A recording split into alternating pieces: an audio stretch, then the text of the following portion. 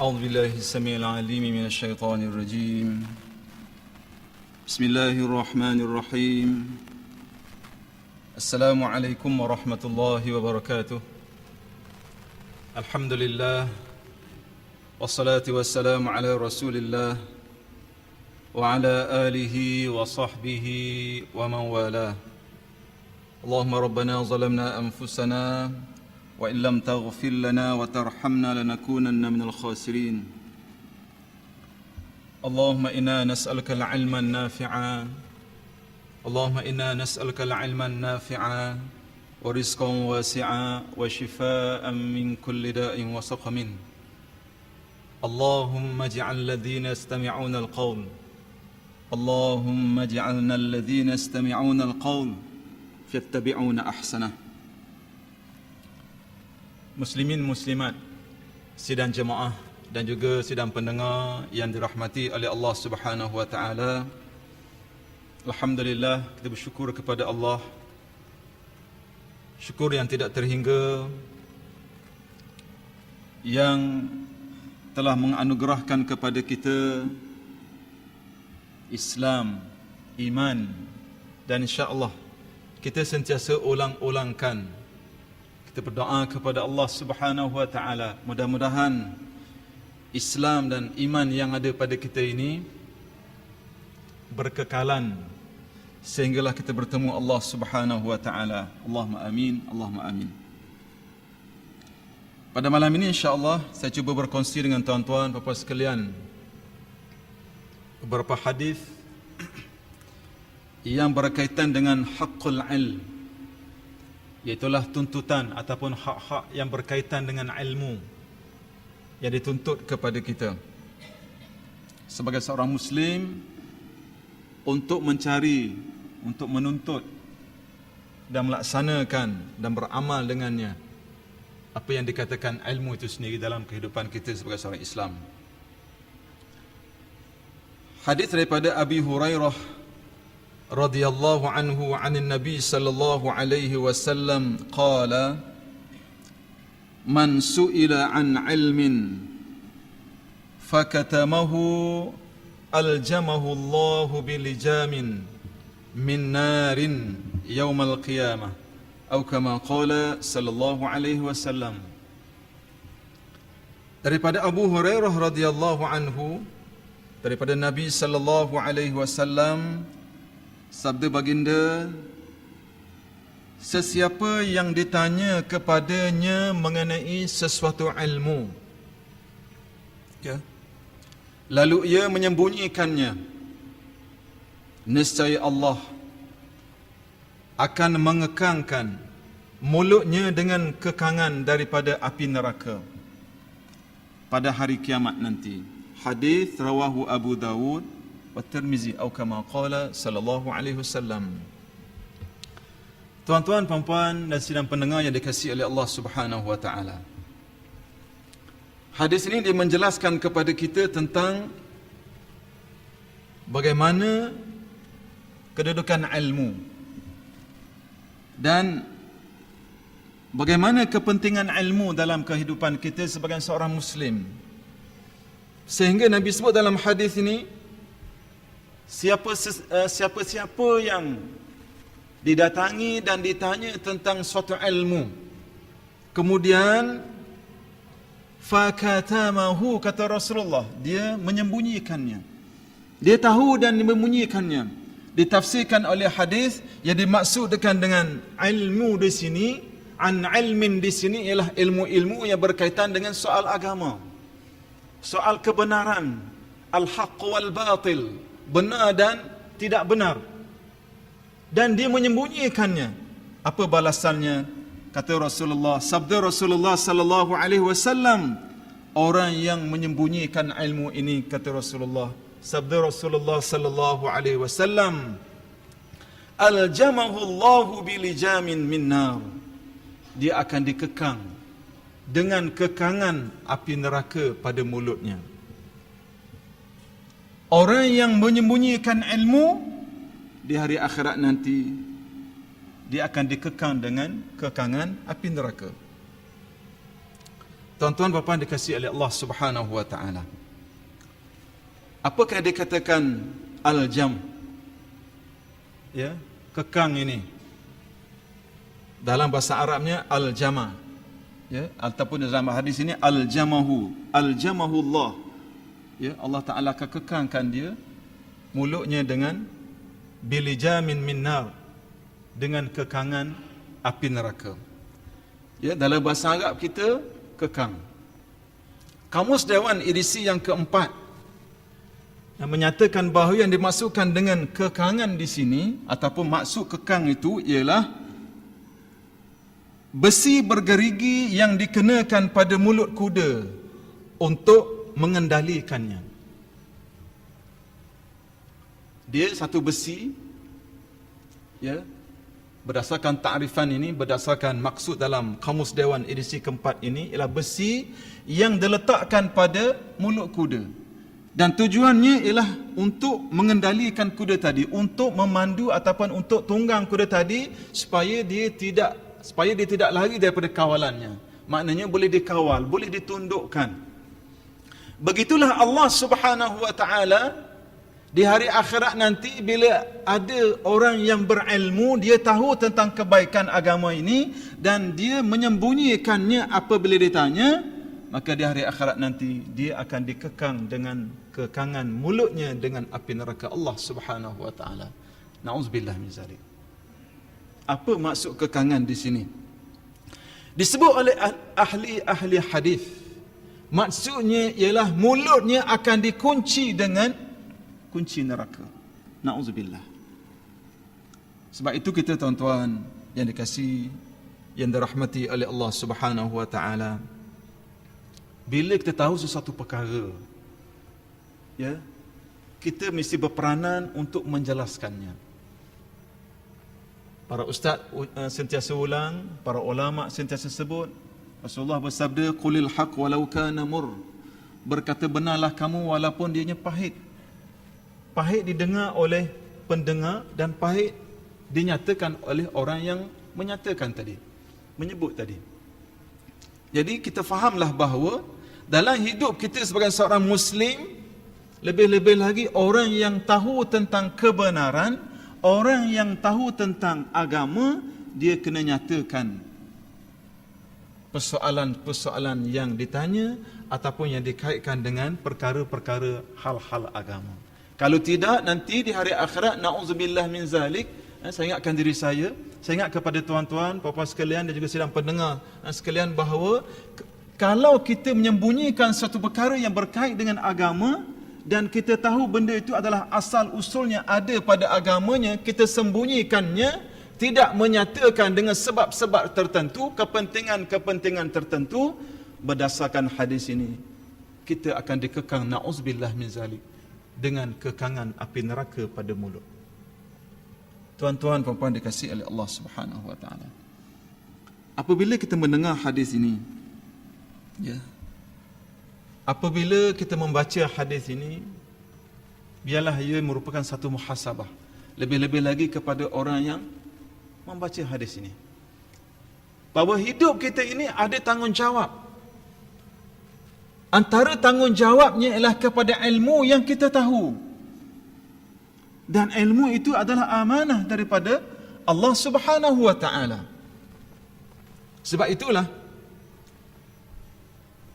Syekhul Islam Ibn Taymiyah rahimahullah, Syekhul Islam Ibn Taymiyah rahimahullah, dia kata apa? Ya. Allah Subhanahu wa taala dalam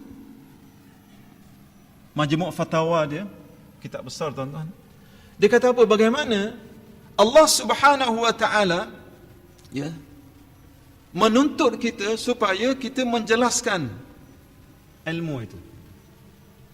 Nyatakan ilmu yang ditanya.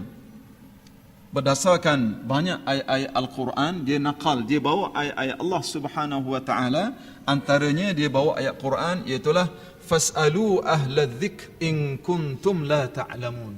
Tanyalah orang-orang yang ahli dzikr, yakni orang-orang yang tahu, para alim ulama, in kuntum la ta'lamun, sekiranya kamu tidak mengetahuinya. Surah An-Nahl. Kalau kamu tak tahu, tanya.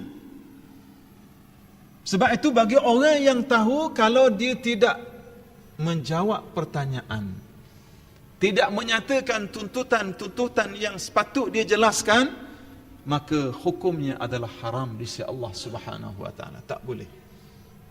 Ini antara ayat yang disandarkan kepada tuntutan kepada ilmu tadi untuk dijelaskan dan dinyatakan. Kemudian disebut dalam ayat yang lain, dinakalkan lagi di beberapa ayat yang lain. Antaranya ayat yang kedua ialah, ya, fa in kunta fi syakkin mimma nazzalna ilaik fas'alil ladzina yaqra'una alkitaba min qablik fa in kunta fi syak. Sekiranya engkau berada dalam syak dengan apa yang kami turunkan kepada engkau, fas'ali, maka tanyalah. Alladzina yaqra'una alkitab, bertanyalah kepada orang-orang yang membaca alkitab. Min qablik, daripada sebelum kamu. Persoalan daripada Allah supaya apa? Supaya tanya. Minta penjelasan apa-apa yang tidak diketahui. Itu antara ayat yang cuba diketengahkan oleh Syekhul Islam Ibn Taymiyah, bahawa ilmu itu kena diperjelaskan, kebenaran itu mesti dinyatakan. Ya. Tuan-tuan puan-puan dikasihi oleh Allah Subhanahu wa taala. Kalau kita lihat, ya, tentang ilmu ini, dalam hadis yang lain cerita bagaimana disebabkan ilmu orang mendapat hidayah. Disebabkan kita menyatakan kebenaran, ada manusia lain yang menerima hidayah daripada Allah Subhanahu wa taala. Tugas kita bagi tahu. Ballighu anni walau ayah, kata Rasulullah sallallahu alaihi wasallam, sampaikan daripadaku walaupun satu ayat.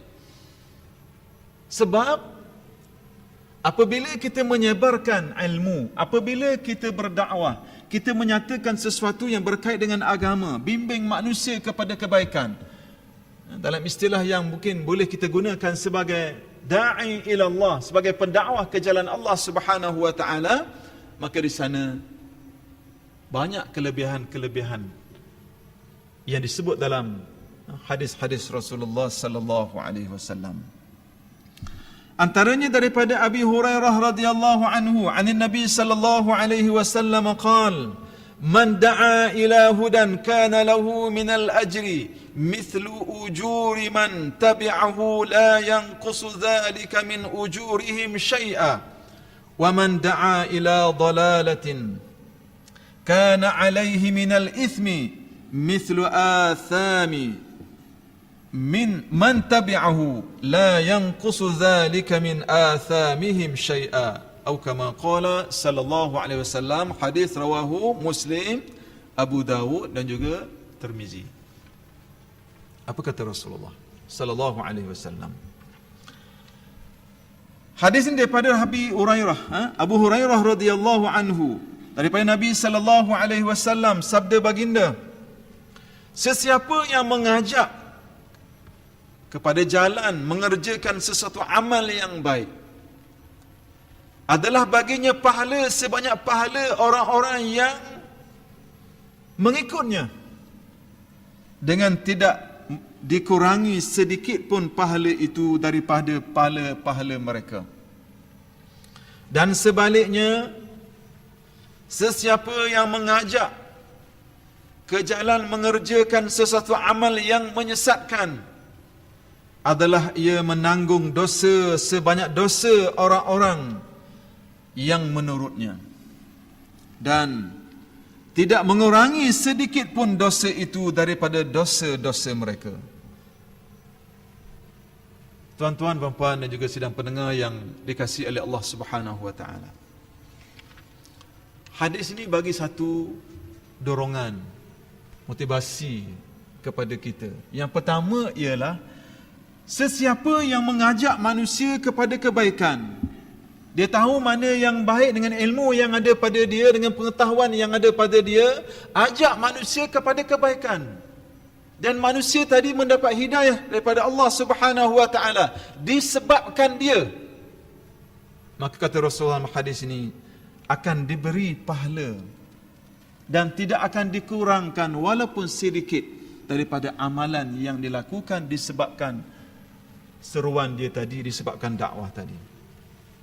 Apa sahaja kebaikan yang dia buat, amalannya sebab kita yang bagi tahu, sebab musabab kita yang menjadi hidayahnya seorang itu mencari kebenarannya, beramal dengan kebaikan yang kita lakukan itu, maka sabda Rasulullah SAW dia kata, baginya lahu minal ajri mithlu ujuri man tabi'ahu la yanqusu dhalik min ujurihim. Pahala dapat sama, tak kurang sedikit pun. Itu kelebihan orang yang menyampaikan dengan apa yang dia tahu. Yang kedua yang Nabi sebut sebaliknya, sebagai peringatan kepada saya, sebagai peringatan kepada kita semua bahawa mana-mana orang dengan sebab dia manusia buat dosa, dia ajak orang buat dosa dan orang lain buat dosa disebabkan dia, maka dosa-dosa yang dilakukan oleh manusia tadi juga terkena pada dia.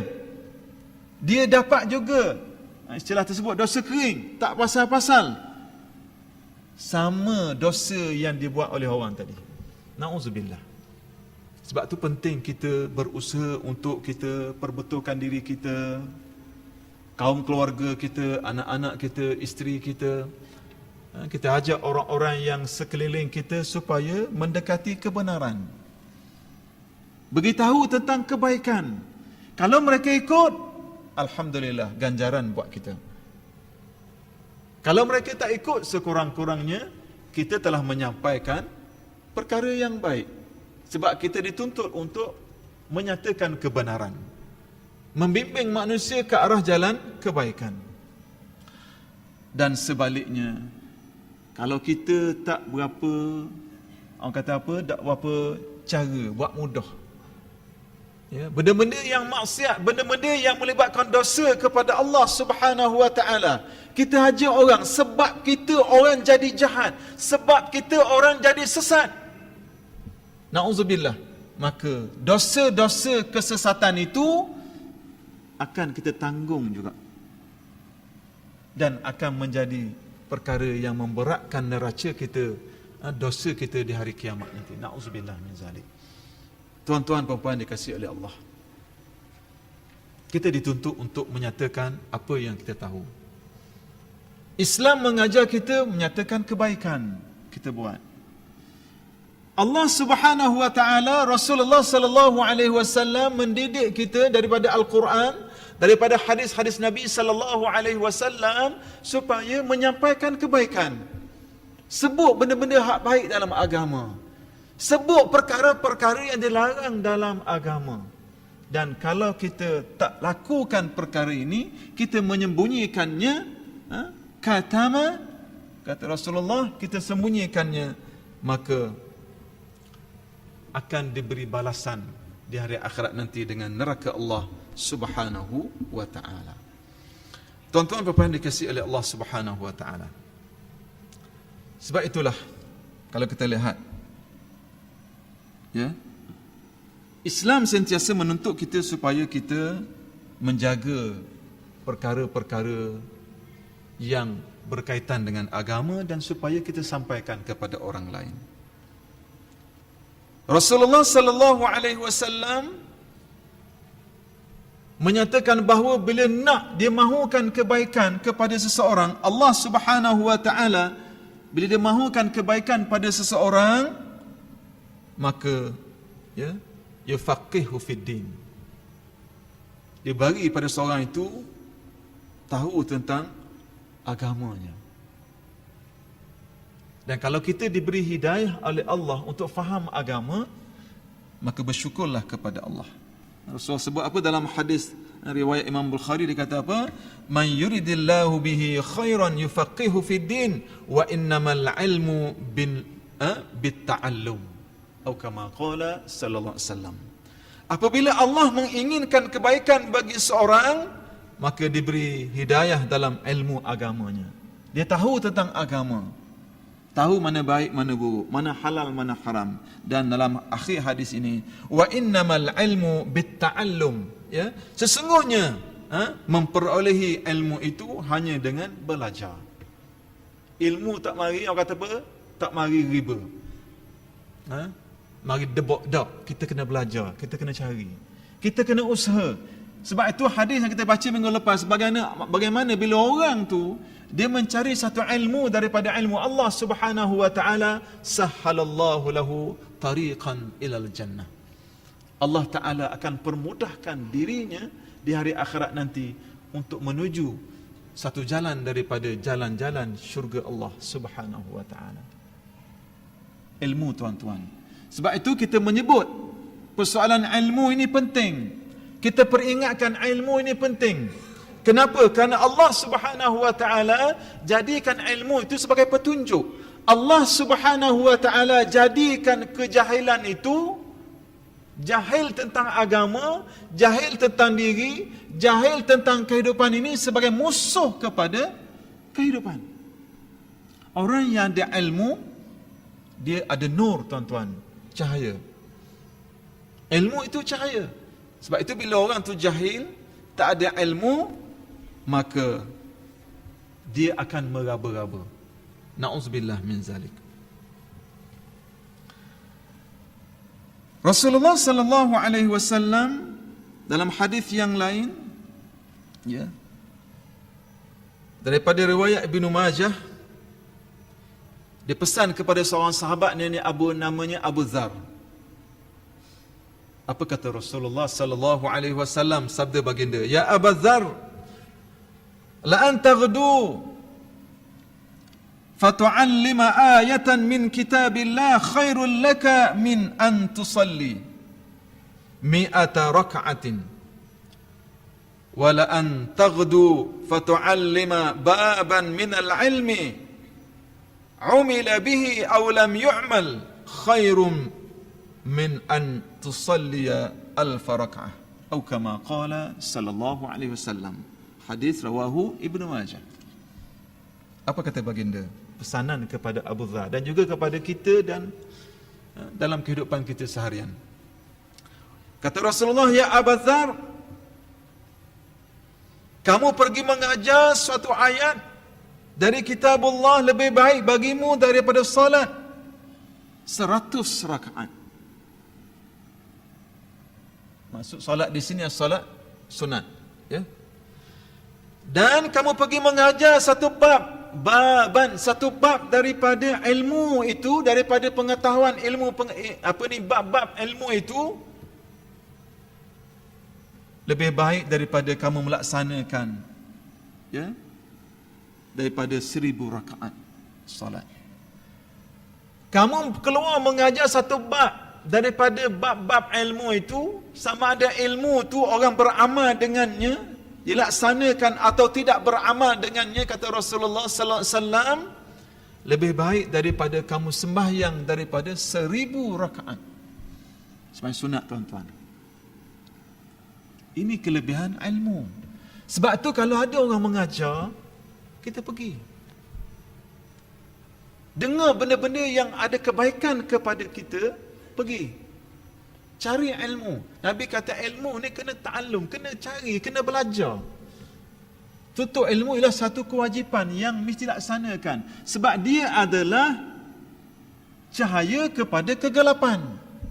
Sebab itulah masalah kita hari ini, apabila kita hanya mencari ilmu yang tidak balance, maksud saya ilmu yang tidak seimbang, hanya mencari ilmu dunia,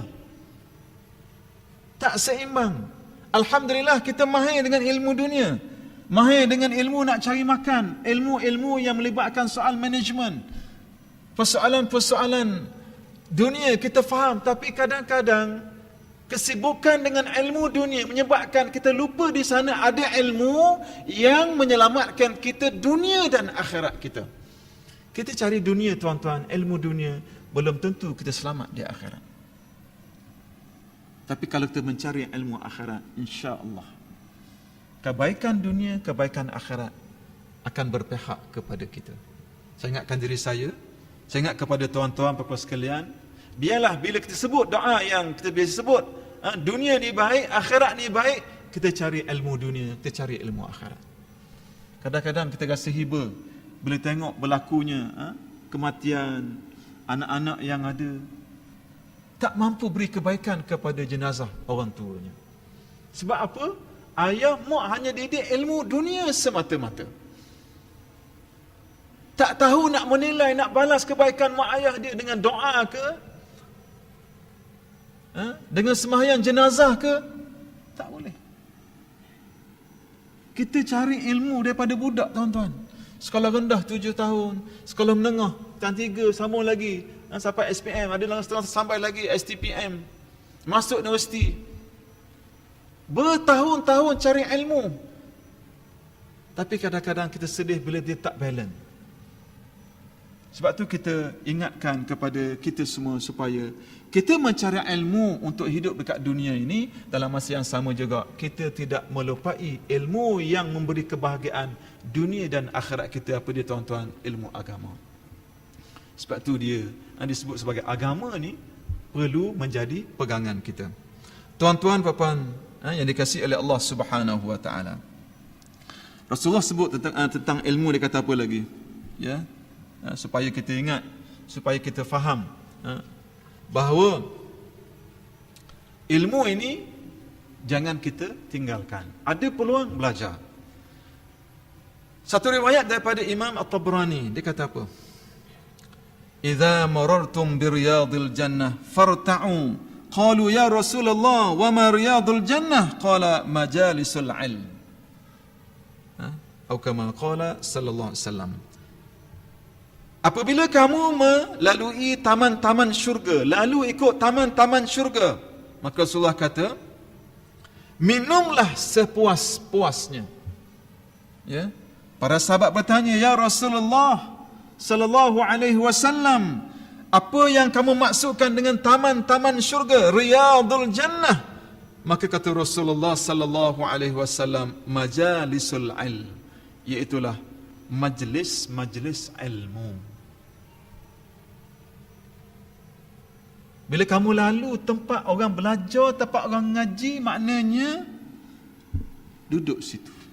Ambil sebanyak-banyaknya hikmah, ambil sebanyak-banyaknya kebaikan. Sebab apa? Sebab itu adalah taman-taman syurga. Tuan-tuan, puan-puan dikasihi oleh Allah Subhanahu wa taala. Saya cuba untuk berkongsi dengan tuan-tuan beberapa perkara tentang kelebihan-kelebihan yang cuba diketengahkan oleh para alim ulama tentang tablighul ilm, menyampaikan ilmu ini, ya. Yang pertama ialah apabila orang tu dia tahu dan dia menyampaikan walaupun sedikit. Mungkin bagi dia rasa tak ada apa nilai, tapi bagi orang yang jahil, masya-Allah, ucap terima kasih. Kadang-kadang perkataan kita yang simple, yang mudah itu memberi satu apa kita panggil, satu sentuhan kepada jiwa. Sebab tu kita tengok benda-benda yang boleh kita nasihat. Boleh kita bagi tahu di mana saja dan siapa saja, kita ambil peluang ini. Sebab apa? Sebab kata para ulama, kelebihannya sangat besar. Yang pertama dia kata apa? Iaitulah kathratul ajr. Itulah banyaknya ganjaran, wa mudha'afah, mudha'afatu, dan kelebihannya berganda-ganda. Seperti mana hadis yang kita baca tadi, orang yang dengan sebab ilmu dia bagi tahu, dia cerita, dia sampaikan, bila orang buat, masya-Allah, selagi mana orang tu hidup kat muka bumi, disebabkan ilmu dia tadi, sampaikan ganjarannya. Nabi sebut, la yanqusu dzalika min ujurihim syai'a, tidak akan berkurangan pahala dan balasannya. Dan itu kelebihan orang yang menyampaikan. Sebab itu Allah Subhanahu wa taala sangat marah kepada orang yang menyembunyikan ilmu. Rasulullah sallallahu alaihi wasallam memberi amaran kepada orang yang menyembunyikan ilmu. Hadis yang kita baca tadi. Sebab kelebihannya sangat besar. Itu yang pertama. Yang kedua ialah dia mendapat kejayaan, kegembiraan bi salatillah wa salati malaikah. Iaitulah doa daripada ataupun rahmat daripada Allah Subhanahu wa taala, doa daripada Allah Subhanahu wa taala, kebaikan daripada Allah dan doa daripada para malaikat. Ya. Bagaimana kalau kita lihat hadis-hadis Rasulullah sallallahu alaihi wasallam menceritakan kepada kita orang yang keluar daripada rumah dia menyampaikan ilmu, ya, dia ini adalah sebaik-baik makhluk. Didoakan oleh penghuni langit, didoakan oleh penghuni lautan dan di bumi. Orang yang talibul ilm, orang yang mencari ilmu. Ya. Ini yang dikaitkan dengan orang yang cari ilmu, dia dapat doa daripada Allah, maknanya dapat kebaikan, dapat rahmat dan doa daripada penghuni langit, penghuni bumi dan juga di lautan. Ya. Sehingga disebut ikan-ikan di lautan, binatang-binatang yang di dalam lubang sekalipun doa kebaikan kepada orang-orang yang mencari ilmu dan orang-orang yang menyebarkan ilmu. Yang ketiga ialah kelebihan dan kehebatan orang yang menyampaikan ilmu itu, ialah dia ini merupakan melaksanakan tugasan sama seperti mana tugasan para nabi dan para rasul alaihimussalatu wassalam. Dia bekerja menyampaikan kebaikan, dan kerja ini kerja mulia, tuan-tuan, dimuliakan oleh Allah Subhanahu wa taala. Sebab itu adalah tugas nabi dan tugas rasul. Dan itulah tugas orang-orang yang berilmu. Al-ulama warathatul anbiya. Para ulama, orang yang berilmu itu ialah mewarisi para nabi, warisan para nabi. Sebab itu kita ingatkan kepada kita semua supaya kita menyampaikan ilmu. Sebab tugas itu tugas mulia. Ya. Tugas menyampaikan ilmu itu tugas mulia. Tugas menyampaikan kebenaran itu tugas mulia. Rasulullah contoh yang terbaik. Rasulullah tengok saja benda yang tak baik, terus dia nasihat. Dan Rasulullah dalam beri nasihat, dia mengenal waqi', dia mengenal realiti. Dia tengok budak, dia nasihat cara budak. Tengok orang tua, nasihat cara orang tua. Tengok orang badui, orang kampung yang khush, kata apa, hati dia keras, dia nasihat cara begitu. Maknanya dia memahami waqi', dia memahami realiti yang ada. Sebab itu kita dalam berdakwah menyampaikan kebenaran, bukan hanya kita ada hamasah, kita hanya semangat semata-mata, tapi kena ada ilmu ataupun kita panggil fiqhud dakwah. Kita kena tahu, kita kena belajar dan kita kena faham. Bukan semangat membabi buta, tapi semangat yang disusuli dengan ilmu dan penuh hikmah. Macam mana para nabi, para rasul berdakwah dengan kaum dia. Habis cara. Kalau Nabi Nuh alaihi salam habis cara siang malam, secara sembunyi, secara terang siang malam. Nabi Musa alaihi salam cerita dalam Al-Quran. Kalau Nabi Nuh cerita dalam antara yang banyak cerita tentang Nabi Nuh, dakwah dia menyampaikan ilmu Allah Subhanahu wa taala dalam surah Nuh contohnya, siang malam. Nabi Musa alaihi salam dicerita dalam Al-Quran bagaimana berjumpa Fir'aun yang terkenal dengan zalim itu, ya, dengan penuh hikmah. Idhaba ila fir'auna innahu tagha, arahan daripada Allah, pergi, kamu dan saudara kamu kepada Fir'aun, innahu tagha, faqula lahu qawlan layyina, berkatalah kepada keduanya dengan penuh lemah lembut. Antara wasilah dakwah, antara uslub dakwah, menyampaikan dakwah penuh dengan hikmah, bukan kasar, bukan tengking. Sebab dia menjauhkan manusia, sifat manusia, dia akan jauh daripada orang-orang yang berkasar dengan dia. Kita mendakwah bukan fikir geram. Ada orang dalam berdakwah nak menyampaikan kebenaran, dia fikir geram, hantam habis. Tak. Kita fikir apakah perkataan kita ini beri kesan pada jiwa manusia ataupun sebaliknya. Apakah sesuai dengan tahap pemikiran manusia ataupun sebaliknya? Tugas kita menyampaikan. Tugas kita menyebut siapa kita.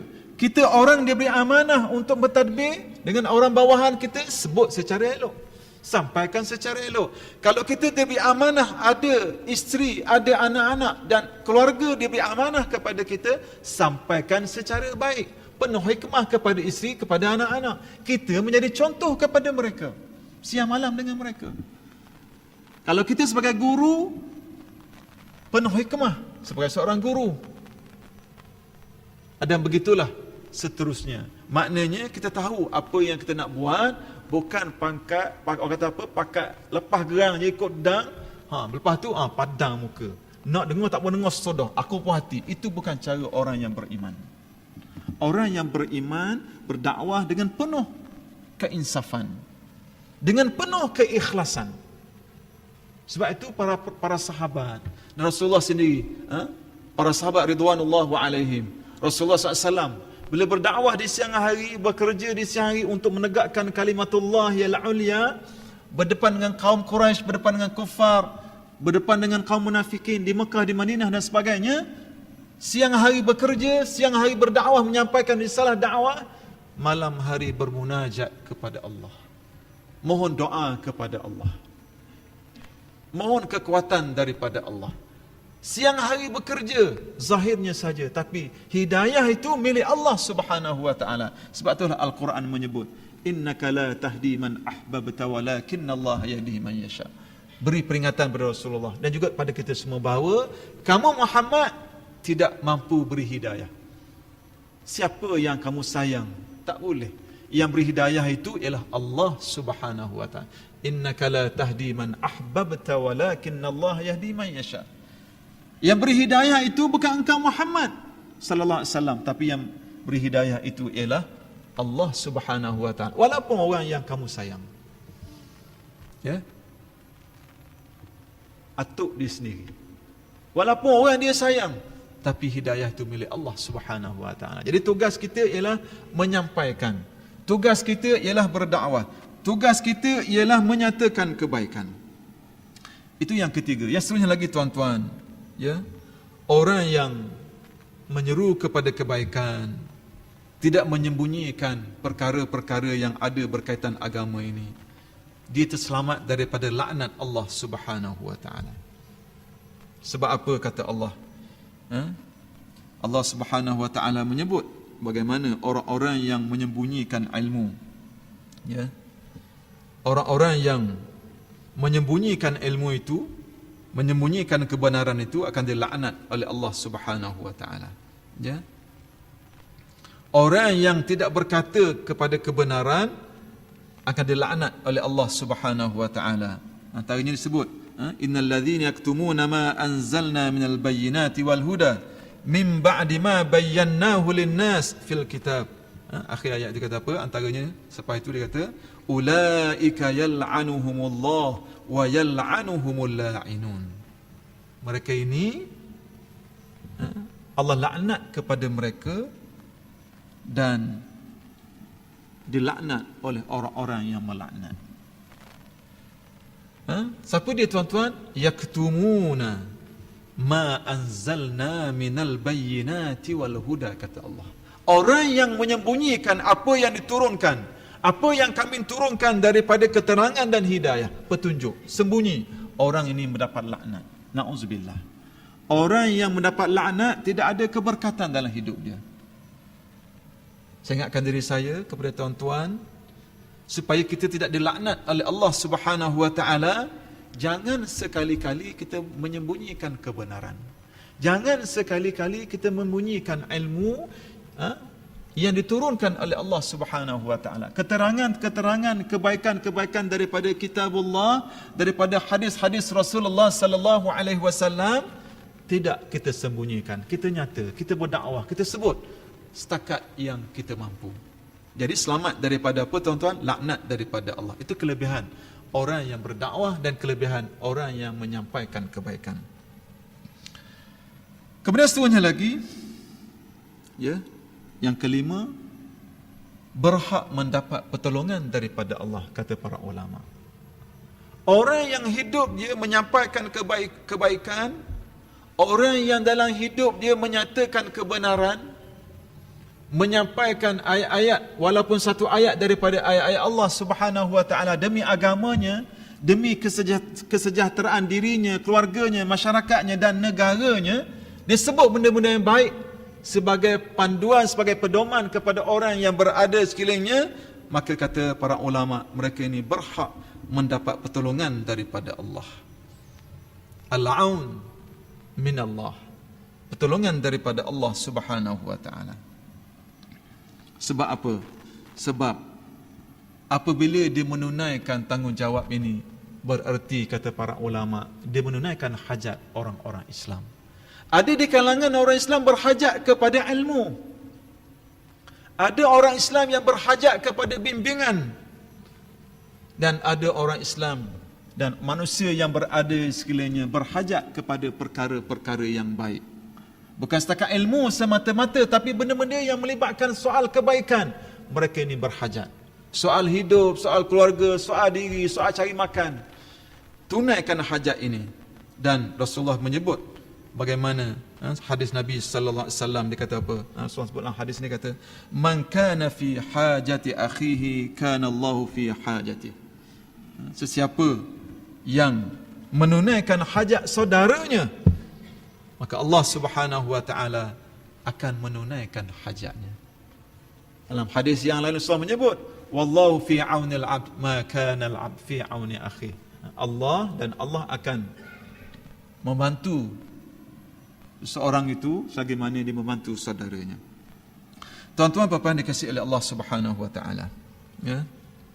Inilah antara kelebihan-kelebihan yang menjadi tanggungjawab kita sebagai seorang Muslim, sebagai seorang yang beriman, untuk kita menyebarluaskan kebaikan, menyebut tentang perkara-perkara yang baik, tak kira siapa peranan kita dan di mana saja kita berada, maka dengan cara itu kita akan mendapat kebaikan kepada diri kita, insya-Allah, keluarga kita, masyarakat kita dan negara kita berada dalam keadaan yang diridai oleh Allah Subhanahu wa taala.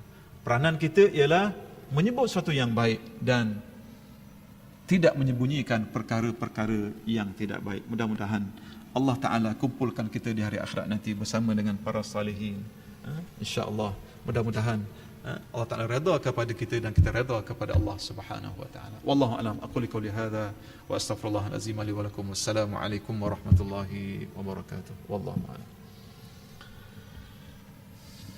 Bismillahirrahmanirrahim. Wal 'asr innal insana lafi khusr illa allazina amanu wa 'amilus salihati wa tawasaw bil haqqi wa tawasaw